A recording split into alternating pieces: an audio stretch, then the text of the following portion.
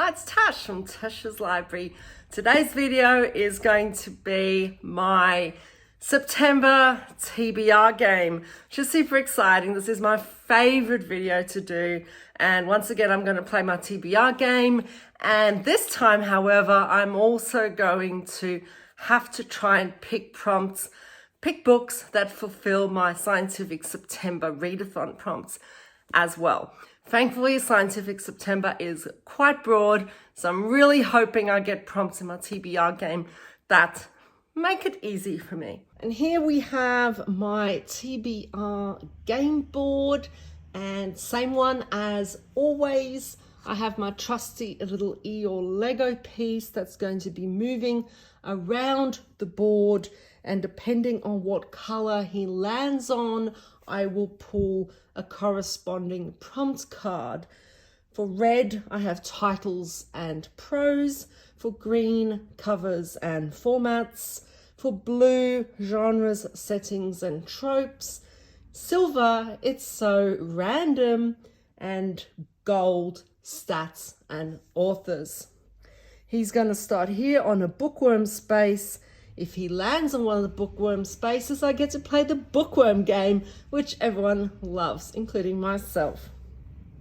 As usual, I'm going to throw 2 dice, and if I throw a double, I add an extra throw.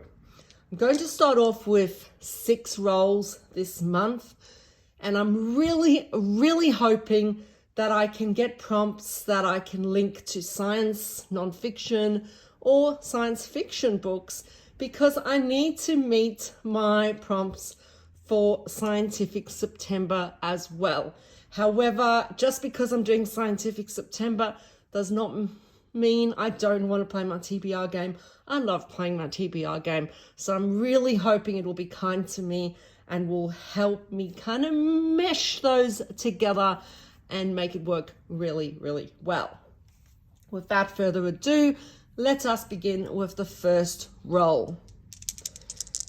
And that's a 3. 1, 2, 3. So I'm going to get titles and prose. And I think I might just pull a random one here. Oh, refers to time. That could work. So that basically means that either the word time is in the title, or it's about time travel, or there's a word in the title that refers to time in some way. So it could be a day of the week, or it could be yesterday, tomorrow, anything that gives you a sense of time. This could work really well with science. First to time, really good one for Scientific September. I'm pretty happy with this, and I've decided to go with In the Blink of an Eye. This is pretty cool, I think. It's looking at DCS Kat Frank, who knows all about loss. She's a cop who trusts her instincts and picked to lead a pilot program that has her paired with an artificially intelligent detective entity, Locke. Her instincts come up against Locke's logic. But when the 2 missing persons cold cases are reviewing suddenly become active, Locke is the only one who can help Kat when things get personal. So this is kind of AI versus human experience, logic versus instinct, with lives on the line. Can the pair work together before someone else becomes another statistic? This is kind of cool. I mean, it refers to time because, of course, things can happen in the blink of an eye. I know, very creative. And also, this will fulfill my robotic prompt for science fiction. I have decided to go with the SEER career track for my readathon, which means I'm going to do a combination of science fiction and science non-fiction, and this will fit the AI and robots prompt. Roll number 2 is a 5. 1, 2, 3, 4, 5. Another red. Cool. Like this. Let's pull this one. Titled chapters. That could work beautifully for non-fiction books because they all have titled chapters. But I'll also have a look at what science fiction books I could potentially get onto my TBR. Let's have a look at what I have. For titled chapters, I had so many choices. but I have decided to go with a book that was on my sort of TBR for the year. And this is The Terraformers by Annalee Newitz. This I've been really looking forward to. I've heard such great things about it. And it follows Destry, whose life is dedicated to terraforming Saskia. As part of the environmental rescue team, she cares for the planet and its burgeoning ecosystems as her parents did before her. But the bright, clean future they're building comes under threat when Destry discovers a city full of people that shouldn't exist, hidden inside a massive volcano. That sounds cool. As she uncovers more about their past, Destry begins to question the mission she's devoted her life to and must make a choice that will reverberate through Saskia's future for generations to come. Really looking forward to this, and this will also fulfill one of the science fiction prompts in Scientific September, and that is the nesting prompt for terraforming. Roll number 3. It's going really well so far for Scientific September. 6.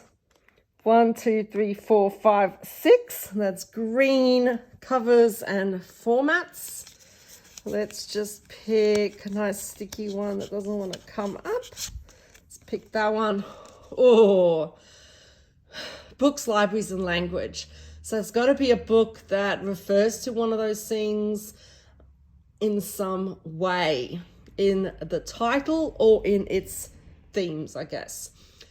Yes, this could be interesting because I actually don't think that's going to fit science very well at all. But let's see what I can find. Books, libraries, and language. Not great for Scientific September, but this is good because I'm going to use it to give me a bit of a palate cleanser for all my sciencey stuff that I'm going to be reading. And for this, I have picked Book Lovers by Emily Henry. I haven't read this one yet. I have read 2 of her books so far. I've really enjoyed them and have been kind of looking at this for quite some time. Of course, it has the word book in it. Absolutely brilliant. And I'm thinking this is going to be a fun book. It follows Nora, a cutthroat literary agent at the top of her game, and her whole life is books. Charlie is an editor who with a gift for creating bestsellers, and he's Nora's work nemesis. Yes, enemies to lovers could be really cool. So Nora has been through enough breakups to know that she's the one men date before finding their happily ever after. To prevent another dating dud, Nora's sister persuades her to swap her city desk for a month's holiday in Sunshine Falls. That sounds delightful. I wish I could just suddenly have a month's holiday in a place called Sunshine Falls. So it's a small town straight out of a romance novel. But instead of meeting sexy lumberjacks, handsome doctors, or cute bartenders, she keeps bumping into Charlie. Sounds fun. I think this is going to be a really good book to read in between all my sciencey stuff. Roll number 4 is an 8. 1, 2, 3, 4, 5, 6, 7, 8. And that's blue genres, settings, and tropes. This could either work really well for Scientific September or mess me up completely. Let's see what I can get. Let's take a random squishy one. Non-fiction! Woohoo! Okay, so that's perfect. That could not have been better if I tried. So let's see which one I'm going to pick. And for non-fiction, this was perfect, right? I had heaps of science books I wanted to read, and you know what? I've decided to go with I Contain Multitudes by Ed Yong, and this is about all the microbes within us. So your body is teeming of tens of trillions of microbes. It's an entire world, a colony full of life. In other words, you contain multitudes. They sculpt our organs, protect us from diseases, guide our behavior, and bombard us with their genes. They also hold the key to understanding all life on Earth. Here, Ed Yong opens our eyes and invites us to marvel at ourselves and other animals in a new light, less as individuals and more as a thriving ecosystem. This should be really fun, and this will, of course, fulfill a prompt for Scientific September, and this will be one of my non-fiction books, obviously, and this is for It's Alive Biology. Roll number 5. 10, and it's a double. 1, 2, 3, 4, 5, 6, 7, 8, 9, 10. Bookworm game. Yay, I love the bookworm game. This is super exciting. It almost makes up for the fact that I got a double, which means that I have to add an extra roll. Let's play the bookworm game. And here's the bookworm game, which is a dice game by Michael Palm and Lucas Zach. I haven't actually played it in its true form. So it has these really cool cards with awesome prompts. Now you are supposed to throw the dice in the game, and obviously the letters you get, you got to think of words that relate to these particular prompts. But I find that they are prompts that are particularly great for TBRs. So the way I work this is there are 3 prompts on each card, and if I throw a die and I get 1 or 2, I go for the first one. If I get 3 or 4, I go for the second one. And if I get 5 and 6, I go for the third one. Now, what I love about these prompts is they are really obscure and really tricky. So what I'm going to do is I'm going to shuffle these cards and see which one I'm going to get. So let's just pull that one. All right, so I've got things in a restaurant, a day as an ant, and an excuse for forgotten homework. These could be tricky. I'm kind of really not sure which one I'm hoping I'll get. Maybe a restaurant, because at least it could have food on the cover, and I'm not sure I'm going to do that. Anyway, let's see what I get. This could be very interesting indeed. I got a 3, a day as an ant. I'm not sure how I'm going to interpret this. I don't know whether I'm just going to go with grass or small things, or maybe a book written by someone called Anthony. I'm not sure. I'm really not sure. The bookworm game is always fun, but this time it really made me work hard. A day as an ant. You know how hard it was to try and find a prompt for this? But anyway, yeah, I end up choosing Under the Whispering Door by TJ Klune. The reason, of course, is because ants go under doors. Does that work? I'm going to say it works because it's my game. And to be honest, I had very little to choose from. I thought that was creative. So this is a cozy fantasy that's described as whimsical and warm-hearted. And it follows a man called Wallace, who is dead. He's just died. And when the Reaper comes to collect him from his funeral, he is hesitant to actually accept that he is dead. But he slowly comes to realize this. And then he meets Hugo, who's an owner of a tea shop, and they start drinking tea and talking, and he discovers that maybe he's missed out on some things in life. This kind of sounds really cool. I absolutely love The House in the Cerulean Sea by TJ Klune, so I'm very excited to read this one. I kind of feel like this month I'm going to need a bit of a hug because there's a lot of tough books to read. Roll number 6 is a 5. 1, 2, 3, 4, 5, and that's gold. Stats and authors. Let's see what this one is. Greater than 500 pages. Right. It's exactly what I need after adding an extra roll. But, you know, we'll see. We'll see. I'm sure there's something I'm really looking forward to reading that's over 500 pages. Greater than 500 pages. I had heaps of options for this, particularly in science fiction, but I have decided to go with Connie Willis's To Say Nothing About the Dog. This was a whim purchase, and it sounds kind of cool. So Ned Henry is a time-traveling historian who specializes in the mid-20th century. He's also made so many drops into the past that he's suffering from a dangerously advanced case of time lag. Unfortunately for Ned, an emergency dash to Victorian England is required, and he's the only available historian. but Ned's time lag is so bad that he's no longer sure what his errand actually is, which is bad news, since if he fails, history could unravel around him.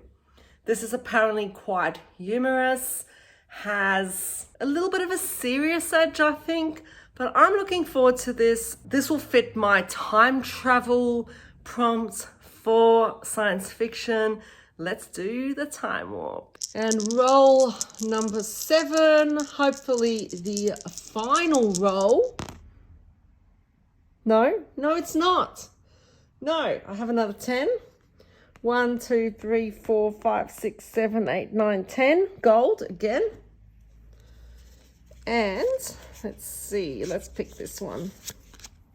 Published before 2000. Should be really straightforward. I'm sure I've got lots of science fiction and non-fiction science that would easily fit that. Let's see what I can find.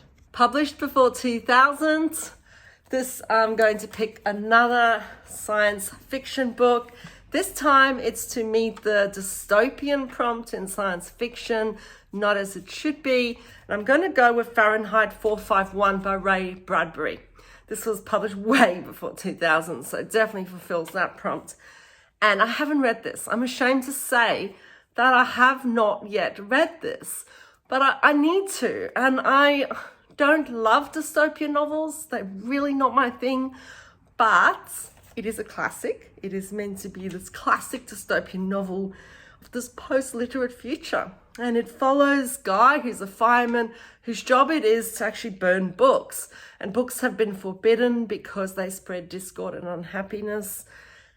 Sounds interesting. I can't imagine a world without books. So I think this is going to be a tough read. But it's a short read, so that works. And roll number 8. Please. That's enough, I think. Oh, thank gosh. Okay, that's 9. 1, 2, 3, 4, 5, 6, 7, 8, 9. So that's red, titles and prose. And let's pick this one. Astronomical. Perfect. So that could be anything to do with astronomy, stars, anything like that. Perfect for Scientific September. Astronomical could not be more perfect for Scientific September. And I have decided to go with Black Holes. It's a book I've been wanting to read for quite some time. It looks at the heart of the Milky Way, where there's a distortion in the fabric of the universe caused by something 4 million times bigger than our sun. It is where space and time are so warped that everything within 12 million kilometers is trapped, even light. This region of no return is called the event horizon, and inside it lies the end of time as we know it. We have named it Sagittarius A, and is a supermassive black hole. So this explores that, but then also kind of looks at how the study of black holes kind of provides us with heaps of information about the universe and about physical laws as well. Sounds awesome. And this, of course, will fulfill a non-fiction prompt, in this case, skygazing astronomy. So they're my books for September. I'm going to end up with 6 books that fulfill Scientific September, which means I'm going for the scientist career level.